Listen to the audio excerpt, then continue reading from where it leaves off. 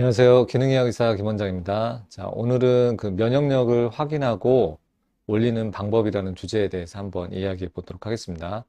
면역력이 좀 상당히 중요한데요. 특히 코로나 시절이 지나면서 면역력이 중요하다는 것을 많이들 인식하고 계실 것입니다. 우리가 흔히 이제 면역이 떨어졌을 때 어떤 상황이 되는지 한번 알아보도록 하겠습니다. 간단히 얘기해서 여러 가지 뭐 증상이나 신체 증상이나 뭐 징후가 있을 수 있겠지만 감염이 잘 됩니다. 그래서 젊었을 때는 크게 그렇게 잘 느끼지 못하는데 감염에 취약하게 되고 자주 감염에 걸리게 됩니다. 대표적으로 이제 감기를 이렇게 자주 앓는 거죠. 뭐 기침이나 콧물 같은 이런 바이러스가 몸속으로 이렇게 침투하게 되는 거죠. 그리고 장염도 잘 걸려서 위장 증세가 자꾸 생기는 뭐 설사를 자주 한다든가, 그리고 해마다 독감을 계속 걸리는 거죠. 뭐 독감이 유행할 때마다 피하지 않고 자꾸 독감에 걸려서 고생하시는 분들, 이제 기관지염으로 자주 기침을 이렇게 만성적으로 오래 자주 하는 경우에도 면역이 떨어져 있다는 것을 뜻하게 됩니다. 그러면 더 심한 경우에 이제 폐렴에 걸릴 수 있고요. 여자분들 같은 경우에는 이제 방광염에 이제 자주 걸리는 경우에도 면역이 떨어졌다고 볼 수 있고, 그 염증이 더 심해져서 이제 콩팥까지 가는 신우신염이 자주 걸리는 분도 이렇게 면역이 떨어져 있다고 볼 수 있겠습니다. 그리고 대상포진, 그 어렸을 때는 수두 바이러스를 걸리지만 그 바이러스가 숨어 있다가 면역력이 떨어지게 되면은 나타나는 그 신경절을 따라서 나타나는 대상포진, 그 피부염. 그래서 이제 주로 이제 몸통이나 이런 데 많이 생기고, 심한 경우에는 뭐 엉덩이나 다리 쪽에 생기기도 하고요. 그 이제 그 두피 쪽에도 생기는 경우도 있고, 눈 쪽으로 가면은 이제 실명의 위험도 있기 때문에 쉽게 볼 그런 병이 아닙니다. 그리고 이 병이 후유증이 남죠. 신경통, 대상포진 후 신경통이 남아가지고 계속 어떤 특별한 자극이 없는데 신경이 과민해져서 신경통이 생기는 후유증이 생기면은 평생 고생할 수 있습니다. 그래서 대상포진도 아주 조심해야 되겠고요. 그리고 단순포진 감염이라고 해서 입술 주변에 자꾸 물집 같은 게 생기고 트는 거죠. 그러니까 이런 게 자주 생기는 경우에는 입술 헤르페스 바이러스 감염이 생기는 건데, 이런 경우에 이제 면역력이 떨어져 있다고 볼 수 있겠습니다. 그래서 면역력이 일시적으로 떨어질 수 있어요. 뭐 과로를 했다거나 뭐 수면이 부족한 경우에 아주 일시적으로 몸 컨디션이 떨어지는 경우에 이런 감염이 생길 수가 있는데, 시도 때도 없이 수시로 자주 생긴다고 하면은 그만큼 면역력이 많이 떨어져 있다는 것이고요. 이렇게 면역력이 떨어지게 되면은 그 나이 드신 분들 같은 경우에 이제 폐렴에 걸릴 확률이 높고, 폐렴에 걸린 상태에서 면역력이 떨어진 상태에서 폐렴에 걸리게 되면은 이제 폐렴 합병증으로 인해서 이제 어, 돌아가시는 경우가 있죠. 그래서 사망 원인 중에 중요한 게 폐렴이기 때문에 면역력 관리하는 게 아주 중요하고요. 이렇게 이제 면역력이 떨어져 있는 경우에 암도 잘 발생하기 때문에 수명하고 아주 직결되는 문제가 바로 면역력이라고 할 수 있겠습니다. 근데 이제 재밌는 그 사실 중에 하나가, 이제 우리나라 조선시대에 그 내시가 이제 장수하는 비결이 있다고 합니다. 그래서 평균적인 이제 조선시대 이제 수명을 보면은 왕 같은 경우에는 47세였고요. 그리고 양반들 같은 경우에는 50대 초반이었고, 근데 특이하게 이 환관들 내시는 평균 수명이 70세가 됐다고 합니다. 그래서 조선시대 평균 수명은 이렇게 차이가 나는데, 유독 그, 그 777명 중에 이제 81명의 내시들의 수명을 조사한 결과, 대부분 평균 수명은 이제 70세 이상이었고, 특히, 그 81명 중에서 3명은 100세 이상 이렇게 생존한 분도 있다고 합니다. 그래서 특이하잖아요. 그래서 내시는 왜 오래 사는 것인가, 이제 그런 게 있는데, 그거를 이제 성 호르몬으로, 아무래도 내시들 같은 경우는 거세를 하기 때문에 고환이 없고, 그 고환에서 분비되는 그런 성 호르몬이 분비가 되지 않기 때문에 오래 사는 게 아닌가 이렇게 추측을 하고 있습니다. 그래서 제가 이제 면역력을 얘기하다가 이제 내시를 얘기하고 성 호르몬까지 이야기를 하고 있습니다. 그래서 이 성 호르몬이 그 면역력하고 관련이 있다고 할 수 있습니다. 그래서 그 관련 있는 그 우리 신체 조직 중에는 흉선이라고 있습니다. 흉선. 그래서 요 폐 기관지 쪽에 안쪽에 그 흉골 뒤쪽에 요 위치 정도의 흉골 뒤쪽에 있는 그, 그 면역 조직이 있는데요. 이 흉선에서 면역력을 크게 담당하는 역할을 합니다. 그래서 이 흉선의 큰 역할은 그 훈련되지 않은 백혈구가 이제 골수에서 만들어지면은 훈련되지 않은 백혈구가 여기 들어가서 이 흉선에서 이제 훈련을 시켜서요. 그래서 어, 면역력을 갖게 하는 백혈구로 이렇게 어, 기능을 갖게 합니다. 그래서 이쪽에 흉선 기능이 어, 그 성호르몬에 의해서 이 흉선 기능이 떨어진다고 합니다. 그래서 어, 흉선 기능이 이제 백혈구의 면역력을 높이는 역할을 하는데 그 내시 같은 경우에는 성호르몬의 영향을 덜 받기 때문에 흉선이 오랫동안 남아 있을 수 있는 것이죠. 그래서 흉선 같은 경우에는 보시면은 이제 요런 이제 성호르몬과 그 흉선의 그 관계에 대해서 언급하고 있는 이런 자료들이 있는데요. 요 자료의 일부분을 살펴보면은 흉선 인자, 뭐 사이몰린, 뭐 사이모신 알파 이런 생산 발현은 즉 면역력을 나타내는 이런 어, 그 흉선에서 분비되는 그 면역력을 활성화시키는 물질인데 이게 성 호르몬에 의해서 현저하게 억제된다고 합니다. 그래서 남성 호르몬이나 뭐 어떤 여성 호르몬이 많은 경우에는 이런 흉선 기능이 떨어지게 되고 즉 면역력이 떨어질 수 있다는 것입니다.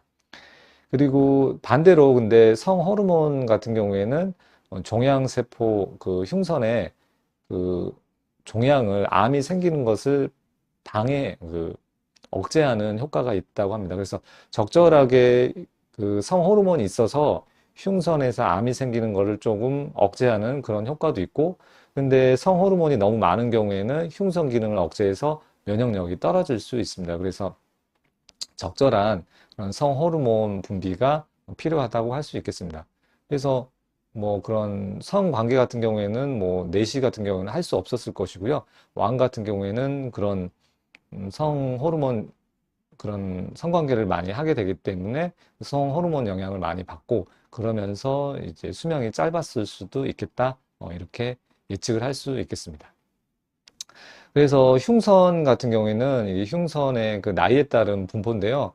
그 태어났을 때는 거의 이제 95% 정도의 흉선 기능을 갖고 있고 10대까지도 거의 80% 갖고 있습니다. 그리고 이제 20대가 되면은 60%까지 줄게 되고 그리고 70대 이상이 되게 되면은 거의 10% 미만으로 갖게 됩니다. 그러면서 이런 흉선의 사이즈가 이게 흉선인데요. 사이즈가 점점 줄어들고 퇴화하면서 이제 그 면역 세포 그런 기능이 떨어지게 됩니다. 그래서 나이 드신 분들이 그 새로운 바이러스에 감염이 되면은 더 취약할 수 있고 사망할 위험이 올라가게 됩니다. 그래서 우리가 코로나 바이러스를 통해서도 그러한 사실을 알 수 있었고요. 그래서 흉선에서 이 T 림프구라고 하는 백혈구가 배출이 되는데 이렇게 10의 9승께 배출이 되다가 매일매일 10의 9승이면은 이제 10억이죠. 10억 개의 배출이 되다가 이렇게 개수가 배출되는 개수가 줄어드는 거죠. 그래서 면역 세포 자체가 숫자가 줄어들기 때문에 면역력이 떨어질 수밖에 없습니다. 예, 그래서 이거는 근데 뭐 성호르몬 그런 영향도 많이 받게 되고요. 나이가 들면서 어쩔 수 없이 이렇게 감소하게 되어 있는 것입니다. 그래서 요런 흉선 그 면역력을 관리하는 게 중요하다고 할 수 있겠습니다. 그리고 이제 이 흉선에, 이게 흉선인데, 흉선에서 이제 면역 세포가 훈련이 돼가지고 세균하고 바이러스, 뭐 기생충 이런 것들하고 싸우게 되는데, 이 흉선을 조절하는 데 있어서 중요한 역할을 하는 게 바로 멜라토닌입니다. 그래서 우리가 햇빛의 영향을 받고 이 송가체라고 하는 파이니얼 글랜드라고 하는 데서 멜라토닌이 분비되고 그리고 장 속에서도 멜라토닌이 분비가 되거든요. 그래서 이 멜라토닌이 분비가 돼서 이 멜라토닌이 그 흉선의 기능을 활성화시켜가지고 면역 세포를 많이 배출하게 되고, 그래서 이제 면역력이 올라가는데, 그래서 우리가 그 흉선의 면역 기능을 잘 관리하기 위해서는 멜라토닌을 충분히 분비하게 해야 되고, 그러려면은 수면 관리를 철저히 해야겠죠. 그리고 나이가 들면서 또 면역이 떨어지는 이유가 이 송과체라고 하는 파이니얼 글랜드가 기능이 떨어지게 됩니다. 그래서 멜라토닌 자체가 수치가 떨어질 수밖에 없기 때문에 이어서 흉성 기능이 떨어지면서 면역 세포가 떨어지게 됩니다. 그래서 필요하다면은 멜라토닌을 따로 보충제를 이용을 해서 보충을 해주게 되면은 흉성 기능도 올려주고 면역 기능도 올려줄 수 있고 수면의 질도 높일 수 있는 아주 중요한 방법이 되니, 관심 있는 분은 수면 장애가 있고 고생하시는 분은 이 멜라토닌 자체도 한번 보충제로 구입해서 드시는 것을 추천드리겠습니다.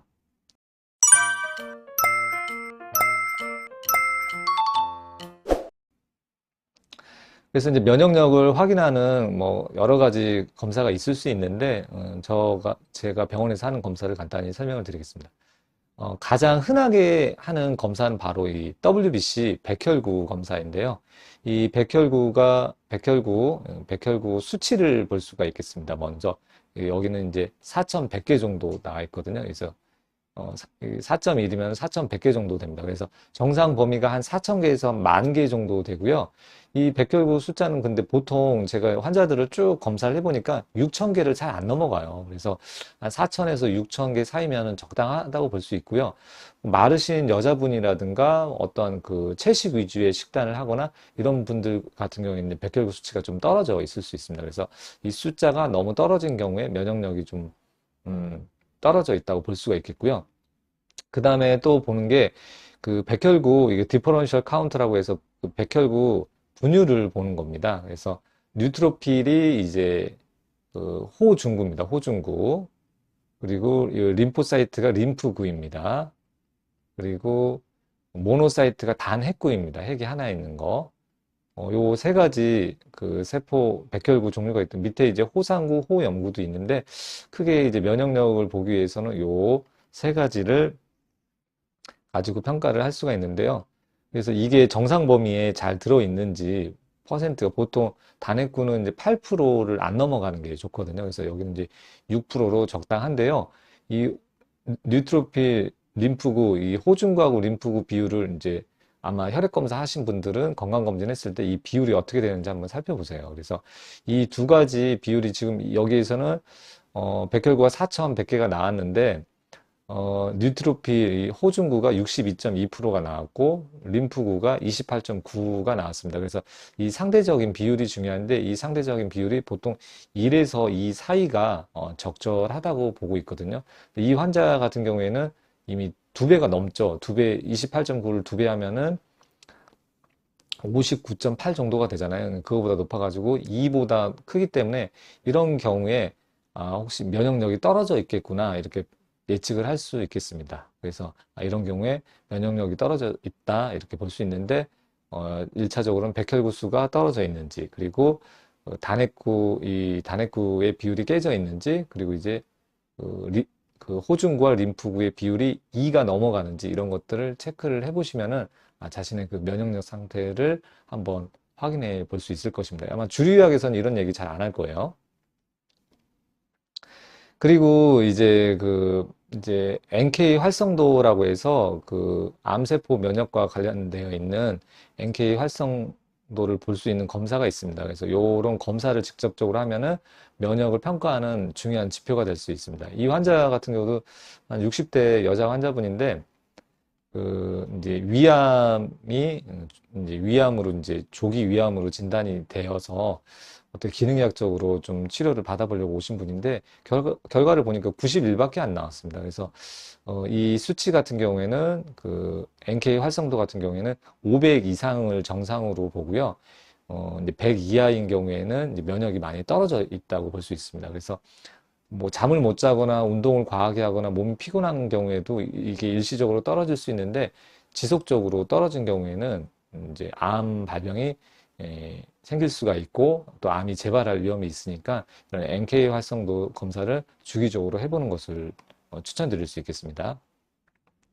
그리고 이제 이분 같은 경우는 이제 몇 개월 있다가 또 검사를 했어요. 그래서 이제 암 시술을, 이제 위암 수술을 이제 내시경 쪽으로 이제 시술을 받을 예정인데 면역이 더 떨어져 있는 상태예요. 그래서 이런 경우에는 아무래도 암 수술을 하고 나서 이 면역력이 올라가지 않을까. 그래서 암 수술을 안 하려고 하셨는데 적극적으로 설명을 드리고, 암 치료를, 대형, 종합병원에 가서 받기로 했습니다. 그래서 이렇게 지속적으로 NK 활성도가 떨어져 있는 경우에도 면역력이 떨어져 있다는 게 명백하기 때문에 이것을 올리는 치료를 하는 것이 좋겠습니다. 그래서 이제 그런 이렇게 백혈구나 백혈구 비율 그리고 NK 활성도를 통해서 면역력을 직접 확인할 수 있고요. 그거는 이제 결과잖아요. 이렇게 면역력이 떨어지는 기능의학적인 원인은 일단은 가장 중요한 게 장내 세균 불균형이 있는 경우입니다. 그래서 여기 뭐 곰팡이가 있거나 클로스트리움 같은 안 좋은 세균이 섞여 있거나 그리고 유해균을 보는 그런 검사를 통해서 원인을 파악할 수 있습니다. 요즘에는 저 같은 경우는 장내 세균 분석 검사를 해서 균이 어떻게 분포하는지, 유해균이 어떤 종류들이 있는지 확인하고 그런 균을 제거하는 치료를 하고요. 그리고 이제 중금속이 있는 경우에도 면역이 떨어질 수 있습니다. 수은, 납, 카드뮴, 알루미늄, 비소 이런 것들이 혈액이나 머리카락 검사를 통해서 확인을 하고요. 이런 것들을 제거해 주는 것도 면역력을 높이는 방법이 되겠습니다. 그리고 장내 세균 불균형이 있다면은 세균을 정리하고 유산균을 넣어줘서 면역력을 올릴 수 있겠고요. 그리고 환경오염이 몸에 쌓여 있는지, 뭐 불소 화합물이나 벤젠, 팝스, 잔류성 유기 오염물질이죠. 그리고 프탈레이트, 파라벤, 비스페놀 같은 그런 환경 호르몬이 있는 경우에 이런 것들을 해독해 주는 것이 면역력을 올리는 방법이 되겠습니다. 그리고 자율신경 불균형, 교감신경하고 부교감신경에 불균형이 있는 경우에, 특히 스트레스를 극심하게 받은 경우에 교감신경이 항진되어 있는 경우가 많기 때문에, 또는 교감신경이 너무 떨어져 있는 경우에 이런 불균형을 잡아주는 치료를 할 수 있겠고요. 그리고 이제 장 누수 증후군이 있는지 지연성 음식 알러지 검사를 해서 확인해 줄 수 있겠습니다. 그래서 이런 추가적인 검사를 해서 면역력을 올리기 위해서 이런 문제들을 기능의학적으로 해결해주면 면역력이 좋아질 것이고요. 1차적으로는 그 멜라토닌 그런 보조제를 먹어서 수면의 질을 높이고 흉선 기능을 보조하면은 면역력을 또 올릴 수 있고, 그리고 아까 흉선에 작용하는 그 사이모신 알파1 그런 주사 치료를 통해서 면역력을 올려줄 수 있게 되겠습니다.